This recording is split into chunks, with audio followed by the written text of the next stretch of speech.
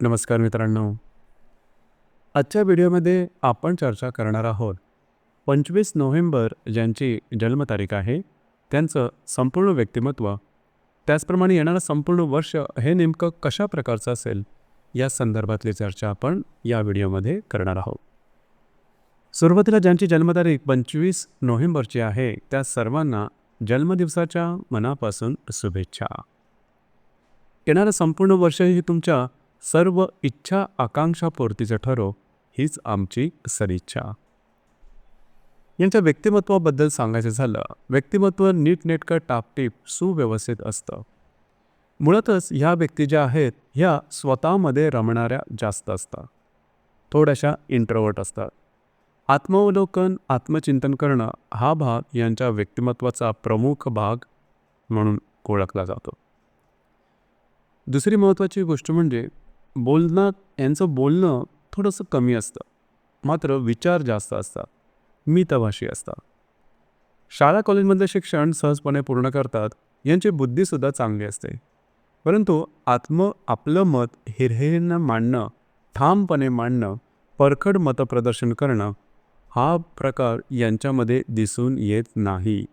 खरं तर यावर काम करणं गरजेचं आहे, कारण त्यांच्या या स्वभावामुळे बऱ्याचदा जीवनामध्ये मागे पडण्याची शक्यता जास्त असते.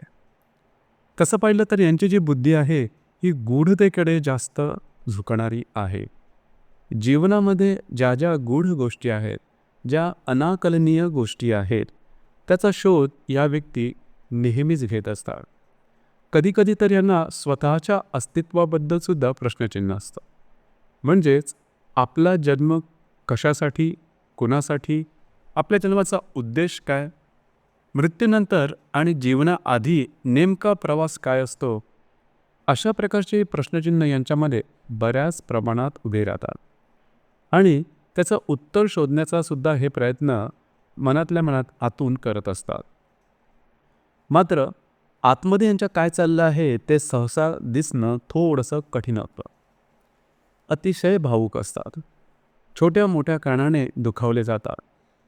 माणसाला सुख कशा प्रकारे मिळेल अशा कोणत्या गोष्टी आहेत की मानवी जीवनावरती परिणाम करतात, याचा शोध या व्यक्ती कायम घेत असतात.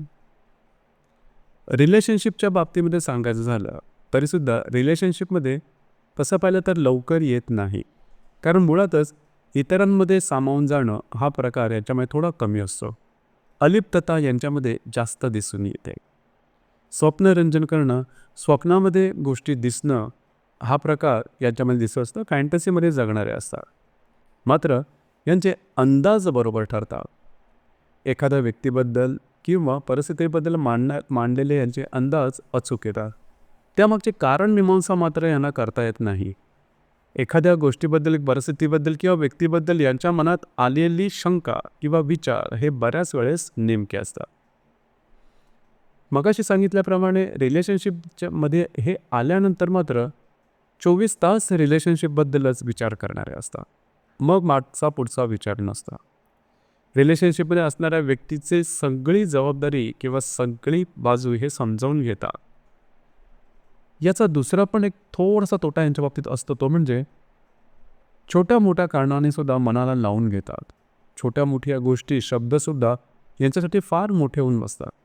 त्यामुळे दुःखी चेहरा यांचा जास्त दिसून येतो, खास करून रिलेशनशिपमध्ये असल्यावर. आणि सगळ्यात महत्त्वाचं म्हणजे रिलेशनशिपमध्ये ब्रेकअपपर्यंत गोष्ट गेली तर मात्र स्वतःच्या जीवाचंही बरं वाईट करायला या व्यक्ती मागे पुढे पाहत नाही, इथपर्यंत त्यांची भावनिकता जास्त असते. सतत विचार करत असल्या कारणामुळे यांना मानसिक त्रास जास्त होतो. सायकोलॉजिकल कॉम्प्लिकेशन्स, मानसिक ताणतणाव यांच्या बाबतीत जास्त दिसून येतात आणि तशाच प्रकारचे आजार यांना होण्याची शक्यता जास्त प्रमाणात असते. या गोष्टीवर थोडंसं काम करणं खरं तर गरजेचं आहे. कुठल्याही गोष्टीमध्ये किंवा कुठल्याही परिस्थितीमध्ये प्रश्नचिन्ह ही यांच्या मनात असतात, मात्र ती बोलून दाखवली जात नाही.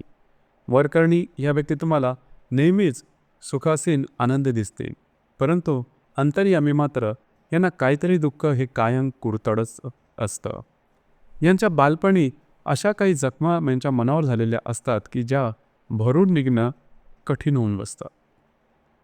यांनी स्वतःचं जे करिअर आहे त्यावर लक्ष देणं अतिशय आवश्यक आहे.